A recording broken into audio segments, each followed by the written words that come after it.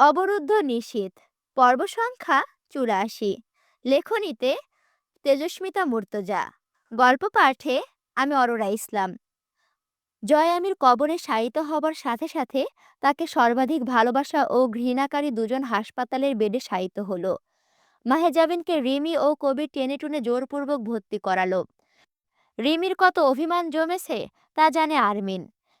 সেই অভিমান নাকের ডগায় রেখে রিমি অভিযোগ করে, একটাবার আমায় অন্তত বলতে পারতেন আপনার পেটে সন্তান। এইটুকু বিশ্বাস করা যায় না? না, আমি খুব খারাপ মহিলা, হ্যাঁ?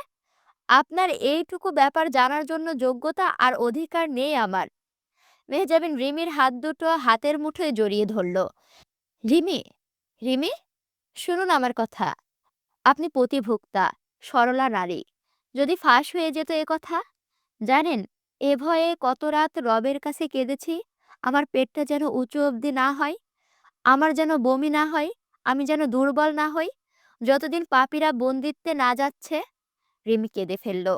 দিন কয়েক অবজারভেশনের পর ডাক্তাররা হামজার শারীরিক ও মানসিক অবস্থার একটা লম্বা ফিরিস্তি দিলেন। অ্যাক্সিডেন্টের ফলে হামজার মেরুদণ্ডের স্পাইনাল কর্ডে যে ভয়াবহ ক্ষতিটা হয়েছিল, তাতে হামজার শরীর ধীরে ধীরে প্যারালাইজেশনে যাচ্ছিল। কিন্তু এর মাঝে তার মস্তিষ্ক অসহনীয় পর্যায়ে নিউরোজেনিক শক পেয়েছে। তাতে প্রথমে ব্লাড প্রেশার লো হয়েছে, সেক্ষেত্রে মস্তিষ্ক ও স্নায়ুরজ্জুতে অক্সিজেন যাতায়াত কমেছে। কর্টিলসের মাত্রা বাড়ায় নিউরোটক্সিক কভিশন তৈরি হয়ে স্নায়ু সংযোগ নষ্ট হয়ে গেছে পুরোপুরি। তাদের অবজারভেশন তাদেরকে হামজার মোটর নিউরন ধ্বংসের বার্তা দিয়েছে। এইসব বর্ণনা রোগীর লোককে দেওয়া হয় না। তারা বড়জোর সবাইকে জানিয়ে হামজাকে তারা জীবনের সবচেয়ে অনাকাঙ্ক্ষিত একটা বস্তুর সাথে জুড়ে দিতে পারে। সেটা হলো হুইল চেয়ার, যেখানে হামজা এক জীবন পক্ষাঘাতে কাটাবে। কিন্তু হামজাকে কোনো উপায়ে এই সাজা কবুল করানো যাবে? সে তো চূড়ান্ত সিদ্ধান্ত নিয়েছে সে ফাঁসিতে ঝুলে পড়বে। এক জীবন পঙ্গু হয়ে সে বাঁচবে না, জয়কে ছাড়া বাঁচবে না। সে যে ক্ষমতার প্রতিপন্থীর পিছনে নিজেকে ক্ষয় করেছে তা হারিয়ে সে বাঁচবে না। তার কাছে না বাঁচার অসংখ্য কারণ থাকতে সে বেঁচে থেকে ভয়াবহ জীবন পার করার মতো উন্মাদ নয়। সপ্তাহখানেক পর হাসপাতালে কবির এসেছে মাহেজাবিনের কাছে। তুলি ওই তো মেঝের ওপরে বসে আছে দেওয়ালে হেলান দিয়ে। কোয়েলের সাহস নেই মায়ের কাছে গিয়ে আহ্লাদ করার, তার কথা শোনার, সাথে খেলার। আহ্লাদ দেখার একটা লোক আজ কয়েকটা দিন ফাঁকিবাজি করছে খুব। হাসপাতালের বারান্দায় আজ কতগুলো দিন ধরে অপেক্ষা করে সে রোজ। জয়টা কি পরিমাণ বেয়াদব হয়েছে ভাবা যায়? বড় মামা হাসপাতালে, আরমিন মামুনি হাসপাতালে, অথচ বেয়াদব জয় একটা বার এলো না দেখতে। তার মায়ের মেজাজটা এত খারাপ হয়েছে যেন কোয়েলকে চিনেই না। আজ কয়েকটা দিন কবির মামা তাকে খাওয়ায়, কবির মামার কাছেই সে থাকছে। জয়ের কথা মনে পড়লে সে কবির মামার গলা জড়িয়ে ধরে জিজ্ঞেস করেছে জয়ের কথা। কবির মামা যে খুব ভালো কিছু করছে না তা, শুধু চেয়ে থেকেছে কোয়েলের দিকে, মুখে একটুও হাসি নেই। কেমন চোখ দুটো লাল হয়ে যায়, যেন কাঁদবে। মায়ের কাছে যেতে ভয় লাগে, কর্কশভাবে তাড়িয়ে দেয়, একা থাকতে চায়। কোয়েল খুব কষ্টে আছে। তার মনে আছে সেই দিন সে জয়কে উঠিয়ে নিয়ে কিছু মানুষকে চলে যেতে দেখেছে। কোথায় নিয়ে গেছিল সেটা জানা হয়নি। মায়ের কাছে জিজ্ঞেস করার অবস্থা নেই। তুলিকে দেখতে পাগলির মতো লাগে।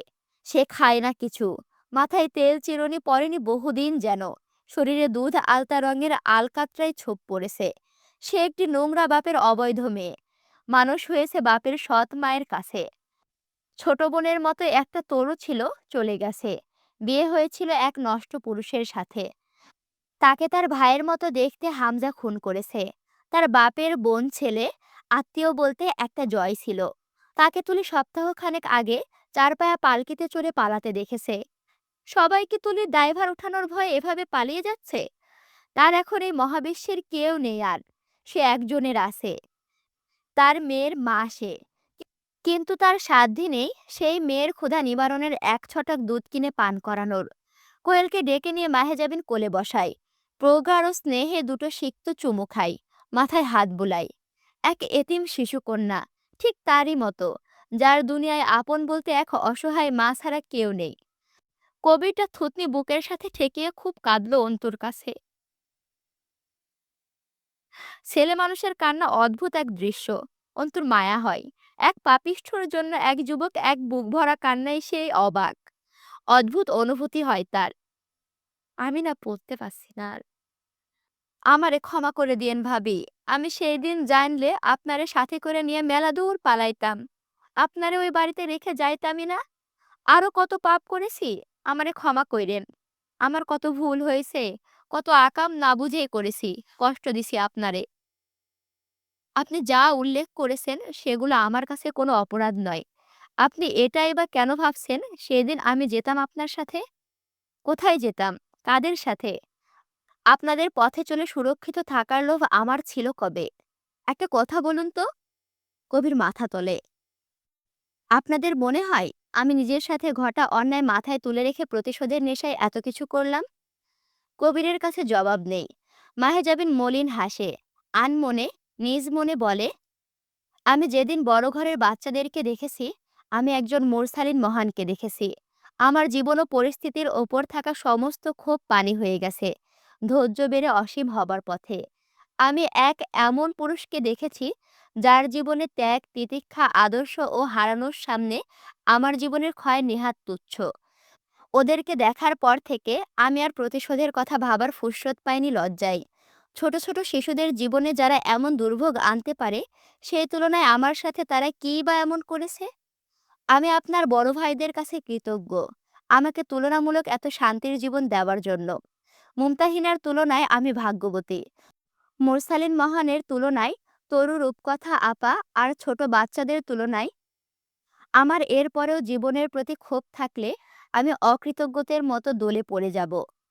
আমার রব আমাকে অবশ্যই ভালোবাসেন। আমি কিছু হারাইনি। তিনি যা আমানত আমায় দিয়েছিলেন তিনি কেড়ে নিয়েছেন। কিছুই তো আমার নয়। কবির মাথা তুললই না অনুতাপ ও দুঃখে। ব্যাকুল হয়ে পাগলের মতো বারবার ফুপিয়ে নাক টানতে লাগলো। জয় ভাই মুরসালিন মহানরে মারে নাই। আর বাচ্চাদেরকে? ওদেরকেও কি মারেনি সে? মাহেজাবিন যেন একটু সপ্রতিভ হয়। আহাদরে জয় ভাই মারছে, সাথে আরো কয়ডারে। বাকি বাচ্চাগুলো এমপির কাছে দেওয়া হয়েছিল। ওরা এখন গুম হইয়া গেছে। নাই আর। মাহেজাবিন চোখ বোঝে। মৃত মানুষটার ব্যাপারে আর ঘৃণিত সত্য শোনার শক্তি তার নেই। সে সত্যি অনেক চেষ্টা করেছে জয়ামিরকে ক্ষমা করার। সে ব্যর্থ। বারবার যখন নিজের সাথে ঘটা সকল অন্যায়ের জন্য সাফ মনে হয় জয়ামিরকে ক্ষমা করে দিতে সফল হয়েছে, তখন তার এই পাপগুলো এসে তার চেয়েও বেশি ঘেন্না জড়ো করেছে বুকের ভেতর। সে হাত উঁচিয়ে ধরে থামায় কবিরকে। কবির মুখটা নুইয়ে অপরাধী হয়ে বসে রইল। মাহেজাবিনের ভেতর থেকে ব্যথা সামান্য ঝাপসা হয়। কবির তার ওপর যেন শুরু থেকেই সদয় ছিল। তার মায়া হয় কবিরের ওপর। ইচ্ছা করে সান্ত্বনা দিতে, কিন্তু সে পারে না। তার মুখটা অন্তরের মতো নয়। নারিকেল ভালো উদাহরণ তার ক্ষেত্রে। সে মৃদু স্বরে জিজ্ঞেস করে, তার পাপ নিয়ে আপনার এত অপরাধবোধ? কে আপনি জয়ামিরের? বন্ধু? সঙ্গী? আত্মীয়র সম্পর্ক? কে? কেমন করে মাথা নাড়ে কবির। জানা নাই। আমার জানা নাই। কবির আবার কেমন কাতর হয়ে পড়ল এই প্রশ্নে। মাহেজাবিন তখন এক প্রশ্ন রাখে, আপনি বিয়ে করেছেন কবির ভাই? কবির তাকায় অন্তর দিকে, নিজেকে সামলায়। তার বুকে শান্তি আনে অন্তুর ডাক। সে তাচ্ছিল্য করে ব্যথিত হাসে। যে বিয়ে দিবে সেই তো ফাঁকি দিয়ে পালাইছে। তার ঘরওয়ালি হিসাবে আমি যদি দায়িত্বখানা নেই? কবির বিশ্বাস করতে পারে না। তার আধভেজা চোখ দুটো বিস্ময় ও প্রশান্তির উল্লাসে চিকমিক করে ওঠে। মাহেজাবিন বলে, একজন সুন্দরী অসহায় কোণে আমার হাতে। তার আছে তার চেয়েও সুন্দরী নিষ্পাপ এক শিশু মেয়ে। বলুন, কবুল? কবির বিভ্রান্ত হয়। কথা বলতে পারে না। তার বুক কাঁপে দুরু দুরু করে। মাহেজাবিন তুলির দিকে ইশারা করে, দেখুন তো, পছন্দ হয়? কবির এক নজর তুলিকে দেখে। তার অস্থির লাগে। পটোয়ারি বাড়ির মেয়ে। সবসময় সমীহের নজরে দেখা নারীকে সে হবু স্ত্রীর চোখে দেখতে গিয়ে থতমত খায়। সেই লোক আপনাকেও বিয়ে দিতে চেয়েছিল, তাকেও। সে তো ভালো লোক ছিল না, ছিল এক নম্বরের সুযোগ সন্ধানী। সুযোগ বুঝে ওয়াদা ছেড়ে ছুড়ে পালিয়েছে। কবির মাথা নত করে। মাহেজাবিন খুব সামান্য হাসে। মাথা যদি সম্মতিতে নত হলো, তো আমি আপনার কাছে চিরকাল কৃতজ্ঞ থাকব কবির ভাই। কবির আপ্লুপ হয়ে ছটফট করে ওঠে। নিজের চোখ মুখে হাত বোলায় অপ্রস্তুতিতে। কোয়েল বুঝতে না পেরে এবার কবিরের মামা আরমিনের দিকে যায়। কবির শুধায়, কোথায় যাবেন আপনি? হাসপাতাল থেকে? মাহেজাবিন কিছুক্ষণ চুপ থেকে বলে, একটা উপকার করুন আমার। এর কোনো দাম দিতে পারবো না কিন্তু। আমার কাছে কিছু নেই। উত্তরে কবির বলছে, লজ্জা দিতেছে না অধমরে? মাহেজাবিন মাথা নাড়ে। রউফ কাউসারকে একটা খবর দিবেন? সে যেন একটু দেখা করে আমার সঙ্গে। কবির জিজ্ঞেস করে না কেন, চুপচাপ সম্মতিতে মাথা দোলায়। অন্তু তুলি ও রিমিকে ডেকে নেয়। কবির তাতে আরো দ্রুত দূরে সরে গেল। তার অদ্ভুত রকমের অস্থির লাগছে। তার একবার এক্ষুনি কবরস্থানে যাওয়া দরকার। তার বিয়ের কথা চলছে।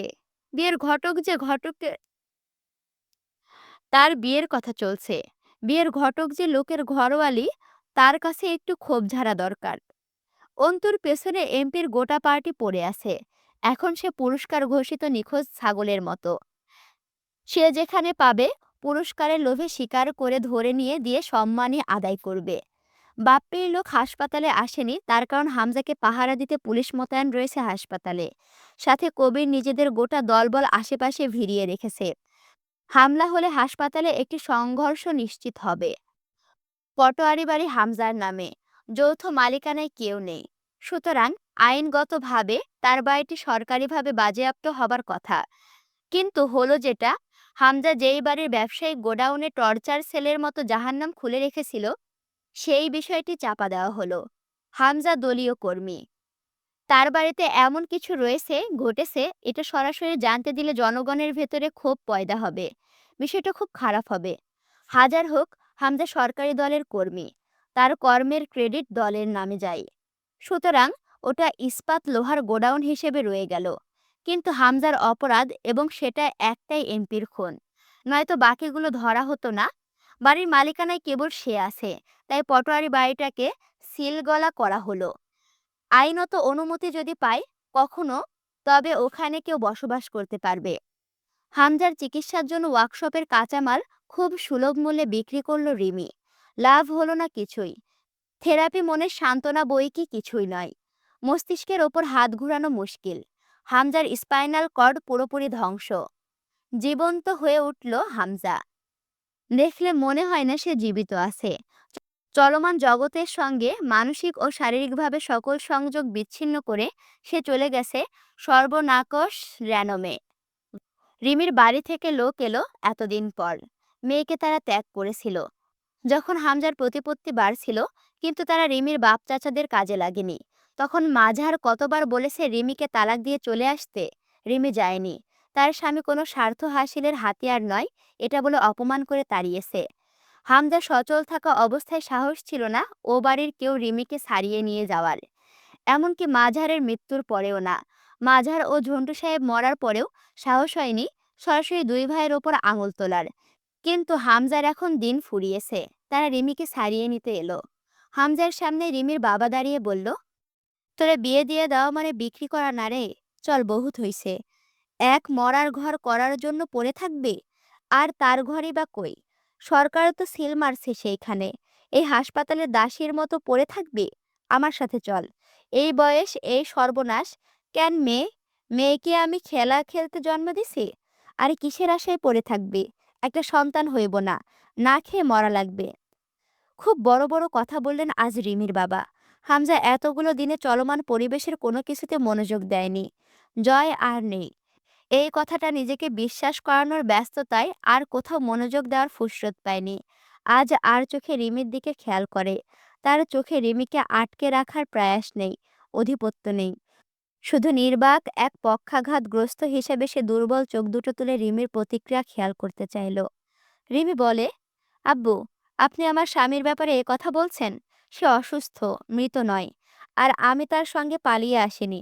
আপনারা বিয়ে করিয়েছেন, সঙ্গে দিয়েছিলেন। এরপর তার সঙ্গে থাকাটাই আমার জীবন। সেই সঙ্গ ঘর থাকুক না, যদি কোনো দরকারে আপনার কাছে যাই, ফিরিয়ে দেবেন না, এইটুকুই অনুরোধ। যেমন তার স্ত্রী আমি, আপনারও মেয়ে। আপনাদের পার্টিতে কি হয়েছে তা মনে না রেখে মনে করুন যে আপনার মেয়ের জামাই অসুস্থ। সে সুস্থ হোক, তারপর না হয় অপরাধ হিসেব করব। রিমির বাবা মেয়েকে ধরে কেঁদে ফেললেন। তিনি ১৭ বছর বয়স্কা ছোট্ট মেয়েকে এই রাক্ষসের কাছে বিক্রি করেছিলেন ক্ষমতার স্বার্থে। আজ এমনটা উপলব্ধি হলো তার। আজ মেয়ে নারী হয়েছে, বড় হয়েছে, ভারী কথা শিখে গেছে, কিন্তু হারিয়ে গেছে জীবনের সকল চাঞ্চল্য আর রং। পরনের শাড়িটা মলিন, মুখটা যেন বার্ধক্য এসে জমেছে। বয়স এখনো 23 পেরোয়নি। এর দায় কার? তার নিজের সিংহবাদ? মেয়ের কাছে বড় লজ্জিত হয়ে বুকে ব্যথা নিয়ে ফিরে গেলেন তিনি। হামদার আজ তার আবার মরার শখ জাগে। তার মনে হলো রিমির সাথে সে জুলুম করেছে, কিন্তু কি জুলুম? সে তো এমনই। তা মানতে পারল না কেন রিমি? রিমির কাছে সে ক্ষমা চাইবে? কি বলে ক্ষমা চাইবে? সে তো অপরাধ করেনি। তার পথটাই ছিল ওটা। সে যা করেছে সেটাই তার কাজ ও নীতি, রাজনীতি। দোষ রিমির। সে কেন আরমিনের মতাদর্শে লালিত হতে গেছে? রউফ কাউসারের কাছে মাহেজাবির নিরাপত্তা চাইল। দিনাজপুর থাকার নিরাপত্তা। থার্ড ইয়ারের ফার্স্ট সেমিস্টারের পরীক্ষা সে দিতে পারেনি।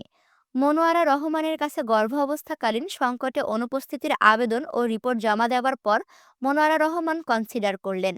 গোটা ভার্সিটি ও অঞ্চল থমকে গিয়েছিল জয় আমিরের মৃত্যুর সংবাদে। কেউ কেউ লাশ দেখতে না পারার আফসোসে গুম রইল। এই নিয়ে ভার্সিটির প্রাঙ্গণে মৃদু ক্ষোভ বসল। লাশ কেন ঘোড়াহাটে দাফন করে শুধু খবর আনা হয়েছে? জয় আমিরের কি আছে ঘোড়াহাটে? সব তো বাঁশের হাট, আর বিশ্ববিদ্যালয় তার। বিশ্ববিদ্যালয়ের অধিকার ছিল জয় আমিরের ওপর। পরীক্ষা দেবার অনুমতি পেল মাহেজাবিন। পড়ালেখার খরচ ও এতগুলো পেট চালাতে মাহেজাবিন উপার্জন দরকার। সব ব্যবস্থা না করে মা ও ভাবিকে দিনাজপুরে আনা যায় না। নিজের জন্য তখনও দামি ওষুধের ফর্দ লিখে দিয়েছে ডাক্তার। সেই প্রেসক্রিপশন কোথায় হারিয়ে ফেলল সে? ওষুধ কেনার পয়সা নেই, প্রেসক্রিপশনের কি কাজ? দিনাজপুর থাকা তখন বাঘের খাঁচায় মুরগির মতো। রউফ কাউসার কতটুকু নিরাপত্তা দিতে পারে তাকে? স্বল্প পরিচয়, এছাড়া একজন সহকারী কর্মকর্তার কাছে ব্যক্তিগত নিরাপত্তা আশা করাটা বেমানান। আমজাদ সাহেবের বাড়ির পেছনে 1 কাঠা জমি পড়ে আছে এখনো, ছোট্ট কস্তরী খাল হিসেবে। ওইটুকু বিক্রি করার সিদ্ধান্ত নিয়ে অন্তু কুষ্টিয়া যাবার প্রস্তুতি নেয়। অনুমতি সাপেক্ষে পটোয়ারি বাড়িতে শেষবারের মতো ঢুকেছিল সে সেই দিন। শুকনো রক্তে জড়ানো ড্রয়িং স্পেস পেরিয়ে অন্তু সোজা সিঁড়ি বেয়ে ছাদে উঠে যায়। আকাশ একটু মেঘলা, বাতাস বইছে খুব। তাতে ধারণা করা যায় বৃষ্টি নাও আসতে পারে। মালিক নেই আজ কতগুলো দিন, তবুও গুনলে কবুতর সংখ্যায় বেশ পাওয়া যাবে। এমনটা হতো। জয়ের কেনা কবুতর উড়াউড়ি শেষে সাথে নতুন কবুতর নিয়ে আসতো, কারণ কবুতররা জেনে গিয়েছিল জয়ের ছাদে ভিআইপি খাবার মেলে। কত জাতের কবুতর? সবচেয়ে বেশি সাদা পায়রা। প্রত্যেক জাতের জন্য আলাদা আলাদা খোপ। আজ কয়েকদিন ভীষণ নোংরা করে ফেলেছে ছাদ ও খোপগুলো। সাদা পায়রাগুলো দেখে অন্তর চোখে বিভ্রম তৈরি হয়। কবুতর ঝাপসা হয়। সে দেখে বড় ঘরে কবুতরগুলোকে সাদা ধবধবে পাঞ্জাবি পায়জামা, টুপি পরা নিষ্পাপ কবুতরের ঝাঁক। ঠিক এদের মতোই বহুদিন না খাওয়া, পিপাসায় কাতর। অন্তু ধপ করে বসে পড়ে ছাদের ওপর। অসুস্থ লাগে তার খুব। জয় আমির কি করছে তাদের সাথে? সে কলঙ্কিত এক নারী। সে এমন এক পাপিষ্ঠর ঘরের স্ত্রী, যার পাপ নিকৃষ্টতাকে হার মানিয়েছে। এই কবুতরগুলোকে ঠিক রোজ দানা খাইয়েছে জয়ামির। পানি পান করানোর জন্য কতগুলো শৌখিন পাত্র ছাদ জুড়ে রাখা। কত রকম দামি শস্যের আয়োজন ছিল সাদা পায়রাগুলোর জন্য। অথচ নিষ্পাপ ছোট ছোট মানব শিশুদের জন্য সামান্য প্রাণভিক্ষা দেওয়ার প্রয়াস ছিল না? যার মধ্যে তার বিধবা স্ত্রী হিসেবে মাহেজাবিন আজ সাদা পায়রাগুলোর সম্মুখে অনেকক্ষণ বসে রইল। নিজেকে ধিক্কার দিল। তার হঠাৎই মনে হলো বাংলাদেশের আইন জয় আমিরকে শাস্তি দিতে প্রস্তুত নয়। আচ্ছা, সে কি এই কাজটা করতে পারতো না? সে কেন পারেনি ঘুমের মাঝে জয় আমিরের গলা কেটে দ্বিখণ্ড করে ফেলতে? হামজা পটোয়ারি তার পাশের ঘরে কত রাত বেঘরে ঘুমিয়েছে। কিসের আদর্শর মাঝখানে এসে দাঁড়িয়েছিল সে আদর্শে নিষ্পাপ শিশুগুলোর প্রাণ বাঁচাতে। দুটো রাক্ষস বধ সে করতে পারেনি হাজার সুযোগ পেয়েও। যে দুটো নাগালে ছিল তাদেরকে বধ তো সে করতেই পারত। এমন দুজনকে খুন করে, হত্যা করে এক জনম কারাগারে কাটানোর চেয়ে সুখের আর কি হতো? এই ধিক্কৃত ধ্বংসপ্রাপ্ত জীবন অসহনীয়। সে কোনো আইনের আইনজীবী হতে চায়। আইন কোথায়? যেখানে আইন নেই সেখানে আইনজীবীর কিসের? দেশ কোন দিকে হাঁটছে? কাদের হাত ধরে এগোচ্ছে? সেই দেশে কিসের আইনজীবী হবে সে? সে কি করে এক ভুল দেশে জন্মে এক ভুল স্বপ্ন লালন করেনি নিজের মাঝে? ছেড়ে দিয়ে পোষা পায়রা জয়ের, উড়িয়ে দেওয়ার উপায় নেই। সারাদিন এদিক ওদিক উড়ে এসে দানা খাওয়ার সময় অথবা সন্ধ্যাবেলায় ঠিক ফিরে আসে তার জয়া আমিরের তৈরি নিরে। মাহেজাবিন আবার তাচ্ছিল্যে হাসে। সামান্য পায়রাকে কত স্বাধীনতা দিয়ে পালন করেছে লোকটা, অথচ মানুষ তার কাছে এই সুযোগ পায়নি। সে নিজেও বোধহয় পারেনি মানুষগুলোর জন্য কিছু করতে। আজ পায়রাগুলোকে অন্তত মুক্ত করা যাক। এই বাড়িতে ওদেরকে দানা পানি দেওয়ার মতো আর কোনো প্রাণ থাকবে না। সে তাদেরকে তাড়িয়ে দিতে চাইল। তারা মাহেজাবিনকে খুব চেনে। তারা বরং খুশি হয়েছে, বাড়ির লোক এসেছে, কিছু খাবার মিলবে। তারা উড়বে কেন? এটাই তো আবাস তাদের। তারা বাকবাকুম রবে জয়া আমিরকে ডাকলো কিনা কে জানে। তাদেরকে তাড়ানো গেল না। মাহেজাবিন রুমে এসে গম পেল। সেগুলোর সাথে বাসি পানি তুলে নিয়ে গিয়ে শেষবার সে কবুতরগুলোকে খেতে দিল। ঝেঁপে এলো সবগুলো তার পায়ের কাছে। দুটো সাদা পায়রা তুলে আদর করে মাহেজাবিন। বাকিরা গা ঘেঁষে তাদেরকেও হাতে তুলে আদর করে। আহ্লাদে সমস্বরে ডাকে, সন্ধ্যা হয়ে আসছিল, তাকে যেতে হবে। একবার পেছন ফিরে কবুতরগুলোকে দেখে নেমে এলো সিঁড়ি বেয়ে। এরপর বহুদিন কোনো মালিককে এবং খাবার না পেয়ে এগুলো গন্তব্যবিহীন উড়াল দেবে পটোয়ারি বাড়ি ছেড়ে। তখন এই বাড়ি পুরোপুরি প্রাণমুক্ত হবে। অন্তু নিজের রুমে এলো। নিজের রুম নয়, জয়া আমিরের রুম। সে ভাগ পেয়েছিল। সেখানে ঢুকতেই ৩ দেওয়াল জুড়ে বড় বড় ফ্রেমে টাঙানো ছবি নজরে পড়ে। অন্তুর রুমটা দেখে। বিছানাটা পড়ে আছে, জয় আমিরের বালিশটাও। চাদরটা জড়ানো। রুম জুড়ে ভাবসা একটা গন্ধ। জয় আমিরের শরীরের ঘাম, রক্ত, পারফিউমে মেশা বাসি গন্ধে তার সাথে আরো কিছু গন্ধ মিশে বদ্ধ ঘটে অদ্ভুত এক গন্ধ জড়ো হয়েছে। আলমারি ভর্তি প্যান্ট, শার্ট, লুঙ্গি, পারফিউম, ঘড়ি। রুমের আসবাব, বাথরুমের সরঞ্জাম, সেইখানকার হ্যাঙ্গারে ঝুলছে তার গামছা, দুটো নোংরা তোয়ালে। বাথরুমের শুকনো মেঝেতে পড়ে আছে দুটো ভেজা লুঙ্গি। অন্তর অস্থির লাগে। সে বসে মেঝের ওপর। মাগরিবের আজান হলো তখনই। সে আস্তে আস্তে উঠে গিয়ে অজু করে। বহুদিনের শুকনো বাথরুম ভিজে ওঠে তাতে। মাহেজাবিন জয় আমিরের ঘরটাতে শেষবার মাগরিবের নামাজ আদায় করে। নামাজ শেষে একাকিত্বের সুযোগে হু হু করে কাঁদে সে। তার সন্তান নেই, বাবা কবরে শায়িত। আজ কতগুলো দিন আসামিও। জীবন খুব ভারী লাগে তার। সকাল থেকে কিছু খাওয়া নেই, খিদেও নেই।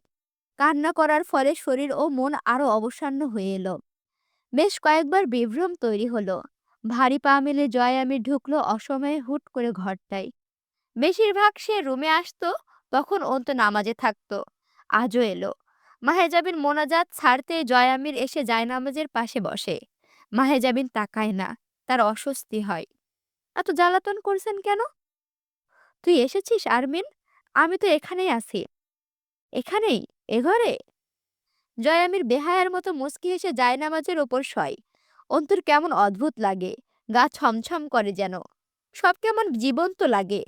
সে তাড়া দেয়, নাপাক আপনি, উঠুন জায়নামাজ থেকে। পাক তো তুমিও। তোমার ভেতরে জায়গা পেলাম যে। পেলেন? স্মৃতিতে পেলাম না।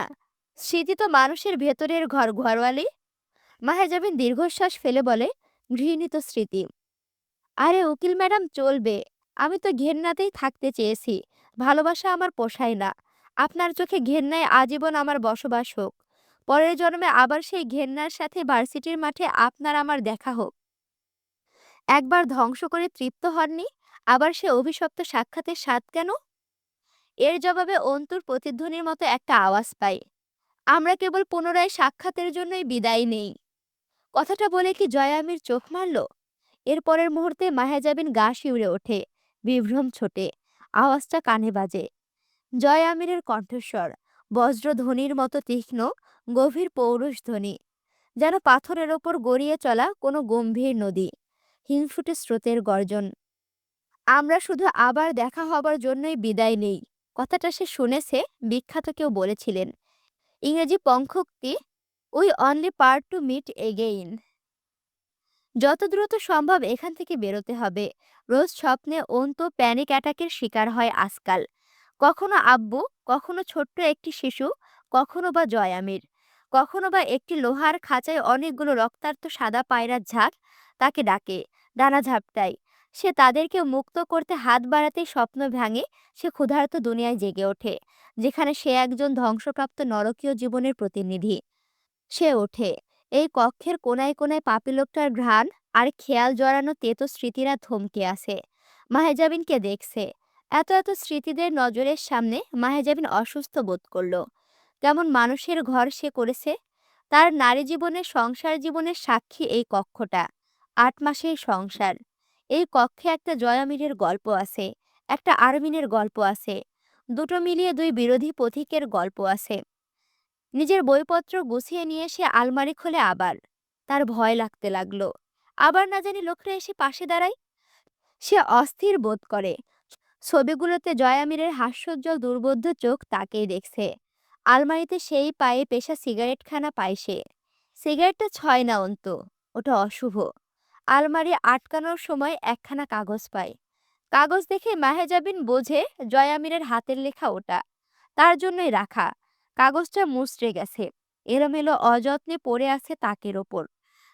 কাগজটা তুলে তার হৃদস্পন্দনের দ্রুতি বাড়ে। মুরসালিন মহানের চিঠি। সে সকল গল্পকে দরজার পেছনে বন্দি করে বেরিয়ে আসে রুম থেকে। একটা বিছানা, ৩টে দেওয়াল, একটা ড্রেসিং টেবিল, কাঠের আলমারি, কয়েকটা ফুলদানি, শার্ট ঝুলানো হ্যাঙ্গার। কাউসটা গল্পগুলো গিলে চুপ করে শেষবার দেখে মাহেজাবিনকে। মাহেজাবিন জানে না মরিয়ম বেগম কোথায় থাকেন। সে গেল সেই বাড়িতে যেখানে আনসারি মোল্লা ও রউফ কাউসারের সঙ্গে সাক্ষাৎ করেছিল তারা। যাবার পথে আত্মরক্ষার জন্য সঙ্গে একটা ছুরি নেয়। রংচটা পুরনো জীর্ণশীর্ণ বাড়িটি বাঁশেরহাট থেকে কম বেশি ২০ মিনিটের পথ। সুইহারি আশ্রম ও দিনাজপুর সরকারি কলেজের মাঝামাঝিতে। হেঁটে গেলে ঘণ্টা দেড়েক পথ। মাহেজাবিন পৌঁছালো বিকেলের দিকে। আশা রাখল কাউকে অন্তত পাবে।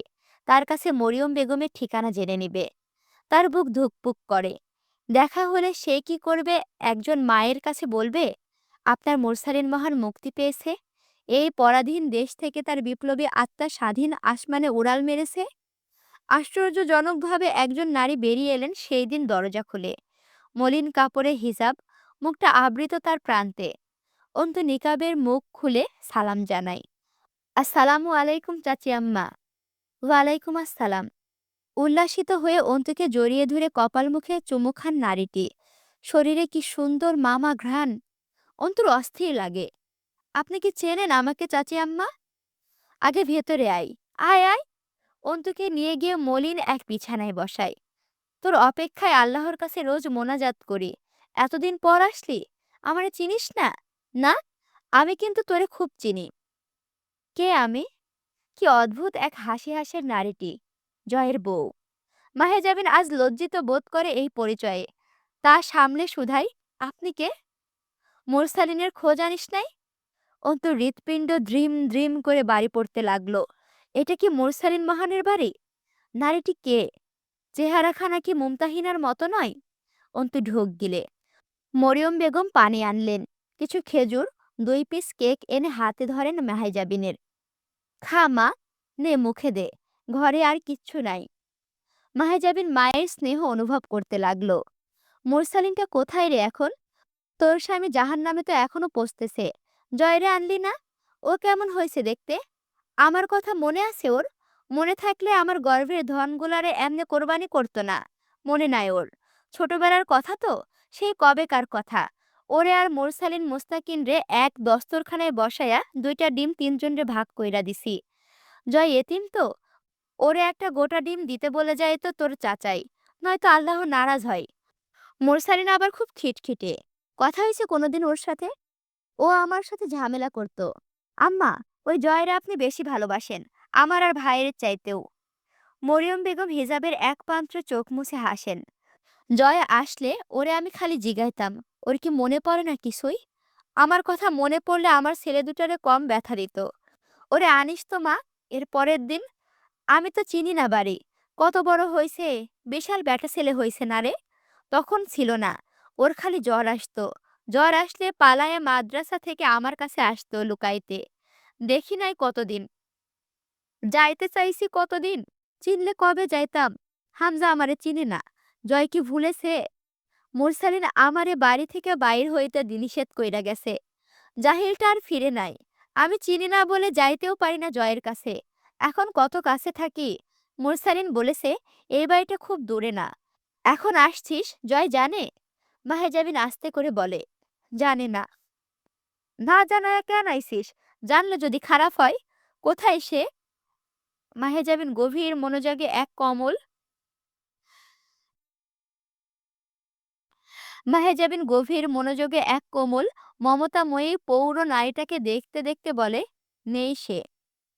বোঝেন না মরিয়ম? নাই? নাই কি? মাহেজাবিনের গলাটা কাঁপে।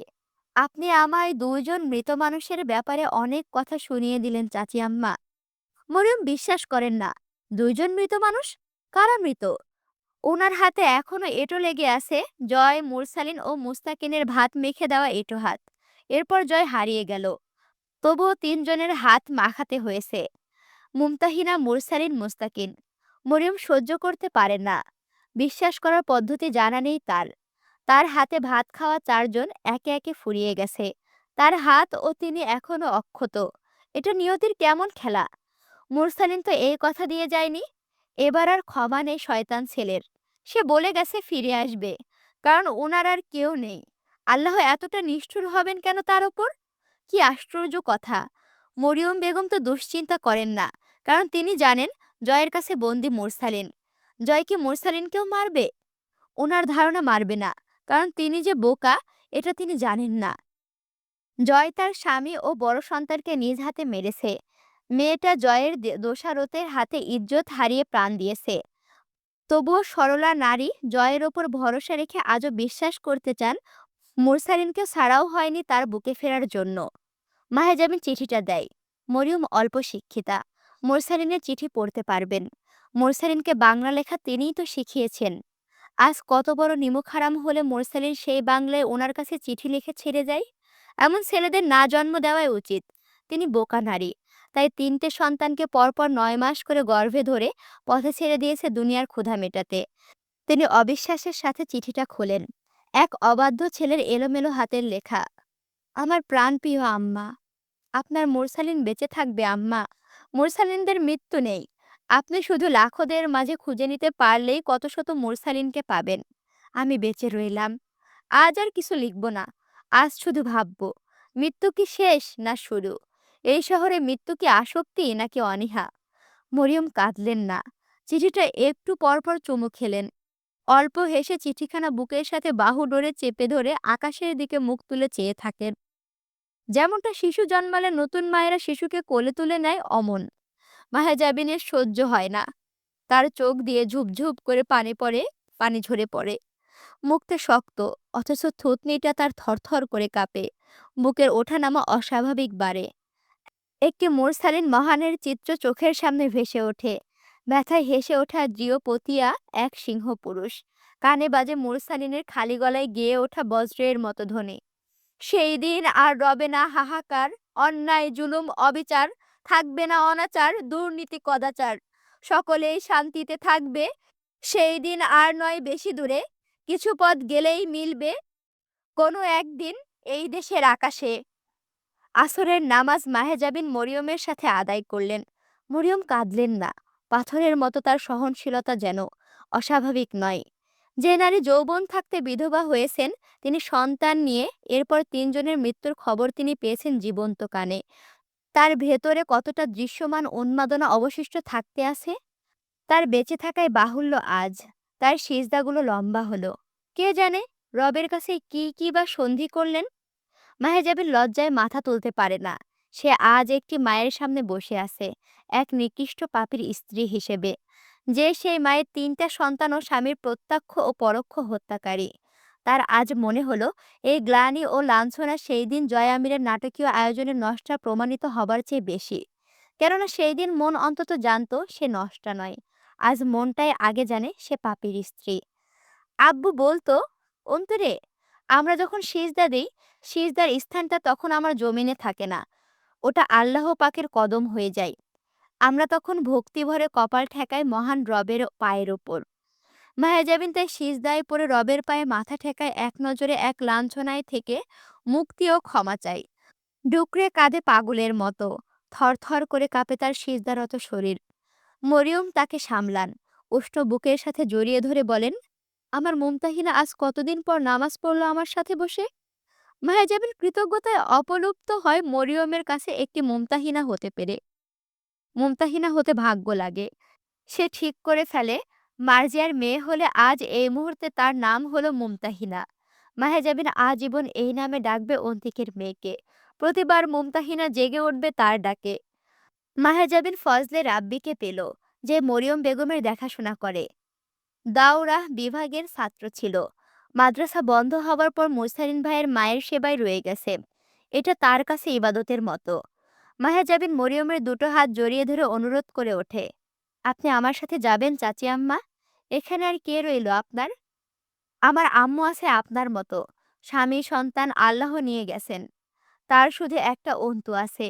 সে অন্তু আপনারা হতে চাইলে আপত্তি হবে খুব?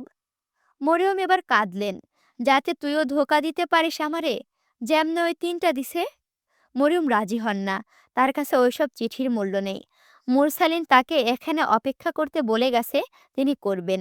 ফিরবে কিনা সেটা মুরসালিন জানে। তিনি দেখতে চান মুরসালিন কত বড় অবাধ্য হয়েছে। মাহেজাবিন ব্যর্থ হয়। এক মায়ের জেদ ও মায়ের কাছে হার মানতে হয় সেই দিন। তার একটা শখ ছিল এক নজর মুস্তাকিন মহানের ফটো দেখার। মুস্তাকিনের ছদ্মবেশে পরাগ আজগরের কাছে প্রতারিত হয়ে সে জীবনের প্রথম পরপুরুষের ছোঁয়ায় নাপাক হয়েছে। তার দেখতে মন চায় এমন মায়ের গর্ভে জন্মানো আসল মুস্তাকিন কেমন ছিল। সে সেই স্থলে থাকলে নিশ্চয়ই নিজের সবটুকু দিয়ে অন্তুকে রক্ষা করত সেই দিন। তারপর মাহেজাবিন কবিরের সাথে কুষ্টিয়ায় গিয়েছিল ২ দিন পর। একটা পার্টি রেখে ফেলেছে কবির। জমিটুকু বিক্রি হয়ে যাবে আশা করা যায়। মাহেজাবিন তুলি ও কোয়েলকে সাথে নিল। রিমি ও হামজা তখনও হাসপাতালে। পুলিশ পাহারায় হামজার চিকিৎসা চলছে তখন। নির্দিষ্ট মাত্রার সুস্থতা না এলে তাকে আদালতে হাজির করা যাবে না। মৃত্যুদণ্ডে সাজা দেওয়ার ক্ষেত্রে সীমাবদ্ধতা দাঁড়িয়ে যাবে। মাহেজাবিন কবির, তুলি ও কোয়েলকে নিয়ে কুষ্টিয়ায় পৌঁছানোর পর মাহেজাবিন অন্তিকের মেয়েকে পায়। এবারের ঈদ উল ফিতরের চাঁদ রাত্রির শেষভাগে মার্জিয়ার নারী ছিঁড়ে এতিমকন্যা দুনিয়ায় এসেছে। যখন জয় আমির দুনিয়ার মায়ের সুতো ছিঁড়ে দুনিয়া থেকে পালিয়েছে, মার্জিয়া মাহেজাবিনকে জড়িয়ে ধরে কেঁদে ভাসায়, যেন তার কত যুগ প্রতীক্ষা পুরো করে মাহেজাবিন তার চৌকাঠে পদার্পণ করেছে। মাহেজাবিন তখন আবারও উপলব্ধি করে তার ধ্বংসপ্রাপ্ত জীবনটা কতগুলো জীবনের ভরসাস্থল। এখন তার নিজের জন্য নয়, বাঁচতে হবে অনেকগুলো বাঁচতে চাওয়া প্রাণের জন্য। সে বুঝতে পারে না কবে হয়ে উঠেছে সে এমন ভরসার কেন্দ্র। সে চাইছিল মরে যেতে, চাইছিল কারাবরণ করতে, অথচ কতগুলো মুখ তার দিকে মুখ তুলে চেয়ে। মার্জিয়ার চোখের ভাষায় মাহেজাবিনকে বাঁচতে শেখালো। রাবেয়া হাসি মুখে ডুকরে কেঁদে উঠে তাকে শক্ত হয়ে দাঁড়াতে বলল। সদ্য জন্মানো এক অভাগী শিশু প্রথমবার কোলে চড়ে তার আঙুলটা মুঠো পানায় হাতে চেপে ধরে রইল। মাহেজাবিনকে বলল বেঁচে থাকতে, বলল তার প্রতিশ্রুতি আদায় করতে, ফুপি কম বাপ হয়ে পালন করতে। জমিটুকু ৪ লাখের বেশিতে বিক্রি করা গেল না। একে তো পেছনের জায়গা, তার ওপর কাস্তরি খাল। আমজাদ সাহেবের পরিত্যক্ত বাড়িটা হয়ে উঠল এক অসহনীয় নারী শিশুদের আশ্রম, যেটার দেখভালের দায় মাহেজাবিন আরমিন অন্তু। তুলি, কোয়েল, রাবেয়া, মার্জিয়া, মার্জিয়ার মেয়ে, কবির মাহেজাবিনের সহকারী। তার ছেলেরা সেইখানকার পাহারাদার। হামজার আদালতের তারিখ পেছালো, কয়েক মাস অবধি পিছিয়ে গেল। পুলিশ হেফাজতে তার যথাসম্ভব চিকিৎসার চেষ্টা চালাতে লাগলো, যা ব্যর্থ। হামজাকে ট্রমা থেকে বের করা অসম্ভব, যা তার স্নায়ুকে প্রতিক্ষণে পুরোপুরি মৃত করে তুলছিল। তার মস্তিষ্ক অবজারভেশন করার পর নিউরোলজিস্ট ও সাইকোলজিস্টদের সম্মিলিত বোর্ডে বসাতে লাগলো। ওপর মহল থেকে টুকটাক গোপন প্রচেষ্টাও চলতে লাগলো তাকে বিদেশে পাঠানোর ব্যবস্থায়। হাজার হোক, সে একজন সম্ভাবনাময় নেতাকর্মী ছিল। তার সুস্থতা সবার কাম্য। সেই সময়টাতে বাংলাদেশের রাজনৈতিক অস্থিরতা কিছুটা কমে এসেছে। ২০১৫ খ্রিস্টাব্দের অক্টোবরের ১২ তারিখ বিকেলের দিকে মাহেজাবিনের দরজায় দোলন সাহেব এলেন, সঙ্গে একখানা মাঝারি ফাইল। দোলন সাহেব সোফায় বসে চারপাশটা দেখতে দেখতে মাহেজাবিনের হাতে ধরিয়ে দিলেন ফাইলটা। ভেতরে দুটো কাগজ, দুটোতেই হাতে লেখা। প্রথমটা খুলে সমাজবিজ্ঞানের ছাত্রী ও আইনজীবী হওয়ার স্বপ্ন দেখা মাহেজাবিনের মনে হলো এটা কোনো হাতে লেখা উইল পত্র, হলোগ্রাফিক উইল। নিচে জয় আমিরের হস্তস্বাক্ষর, তারিখ ২৩শে এপ্রিল ২০১৫ খ্রিস্টাব্দ। আর মাত্র ২টা পর্ব বাকি রইল তোমাদের জন্য। এই শেষের পর্বগুলো পড়তে আমার এত কষ্ট হচ্ছে, মানে আমি ডুকরে, ডুকরে কান্না করে ফেলছি। আমার চোখে পানি সবসময় ভরপুর। আমি তো দেখতেই পাচ্ছি না, বারবার চোখ মুছছি, তারপরে পড়ছি। কি একটা অবস্থা! যাই হোক, ভিডিওতে বেশি, বেশি করে লাইক, কমেন্ট, শেয়ার করো। আর এখনো যদি আমার চ্যানেলটি সাবস্ক্রাইব করে না থাকো, অবশ্যই সাবস্ক্রাইব করে পাশে থাকো। দেখা হচ্ছে পরবর্তী ভিডিওতে। আল্লাহ হাফেজ।